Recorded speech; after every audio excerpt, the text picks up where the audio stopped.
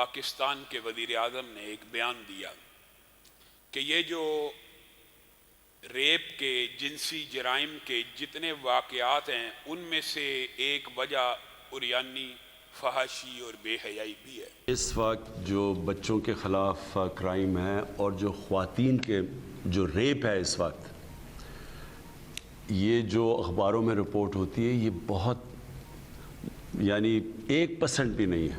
ہم نے قانون تو بڑا سخت بنایا ہے، کئی جنگیں معاشرہ جیتتی ہے۔ قانون میں آپ بنا لیں، اگر لوگ اس کے اوپر کوئی عمل ہی نہ کرے کتنے لوگوں کو آپ پکڑ لیں گے؟ آپ جس معاشرے کے اندر بھی اگر آپ فحاشی بڑھاتے جائیں تو وہ کوئی تو اس کا اثر ہوگا نا۔ ہمارے دین میں کیوں منع کیا ہوا ہے؟ یہ سارا جو پردے کا کانسیپٹ ہے یہ کیا ہے کہ ٹیمپٹیشن نہ ہو معاشرے میں۔ آپ معاشرے کے اندر لوگوں کو ہر انسان کے اندر وہ ہوتی نہیں ہے، طاقت نہیں ہوتی، ول پاور نہیں ہوتا۔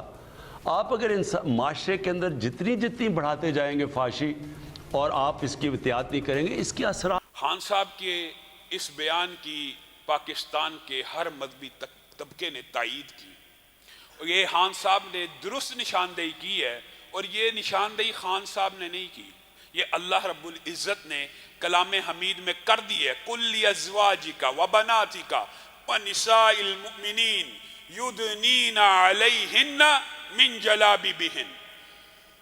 اے نبی، مومن عورتوں سے بھی کہیے، بیویوں کو بھی کہیے، بیٹیوں کو بھی کہیے، مومن عورتوں سے بھی کہیے جب بھی گھر سے نکلیں جلباب اوڑھ کے نکلا کریں۔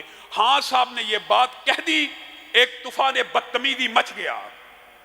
ہاں صاحب اب آپ غور کریں آپ کے اصل ہمدرد کون ہیں اور آپ کے اصل مخالف کون ہیں۔ وہ لبرل مافیا جو آپ کی ہر بات کو سپورٹ کرتا تھا، ان میں سے کسی ایک نے بھی آپ کے حق میں بیان نہیں دیا، نہ آپ کو سپورٹ کیا، بلکہ کہا آپ نے یہ تنگ نظری کے اوپر مبنی بیان دیا ہے،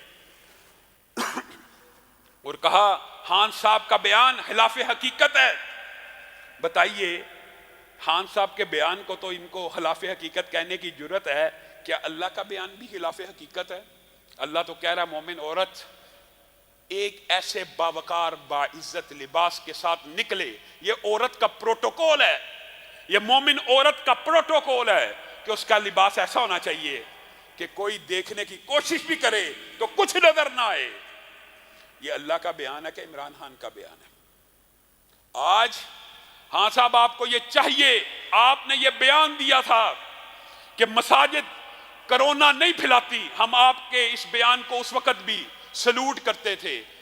آج بھی آپ کو یہ بیان دینے کی ضرورت ہے کہ رمضان کے اندر یہ جو مضحکہ خیز SOPs بنائے گئے ہیں، آپ صرف اس بات کے اوپر غور کیجئے کہ فحاشی عریانی بے حیائی کے اوپر پابندی لگانے کی بجائے نمازوں کے اوپر پابندی لگانے کی کوششیں ہو رہی ہیں۔